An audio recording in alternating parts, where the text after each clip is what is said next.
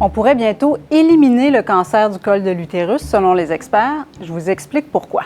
Ce cancer-là pourrait atteindre 1650 personnes au Canada cette année et provoquer 430 décès. C'est un cancer qui est presque toujours causé par un virus, le VPH, le virus du papillome humain. Mais depuis près de 20 ans, on a des vaccins contre le VPH et ils fonctionnent. Tellement que dans les endroits où une grande proportion de la population est vaccinée, les types de virus couverts par les vaccins ont quasiment disparu, même chez les non-vaccinés. Et c'est la même chose pour les cancers. Des études en Europe, par exemple, montrent que quand les personnes ont été vaccinées jeunes, le risque de développer un cancer du col diminue de plus de 80 % par rapport aux non-vaccinés.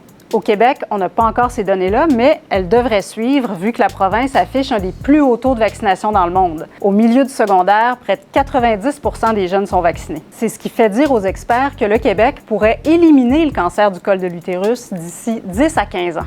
Et quand on parle d'élimination, l'Organisation mondiale de la santé définit ça comme une réduction de l'incidence du cancer en dessous d'un seuil de 4 cas par 100 000 femmes.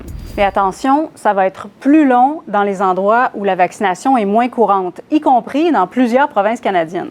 Et surtout, ce sera possible seulement si on continue d'avoir accès au dépistage et au traitement du cancer du col. Parce que c'est pas tout le monde qui est vacciné contre les VPH. Au Québec, c'est offert gratuitement aux jeunes filles depuis 2008 et aux garçons depuis 2016. Ça veut dire que la plupart des gens plus âgés sont pas vaccinés. Et puis, c'est pas tous les types de VPH qui sont contenus dans les vaccins.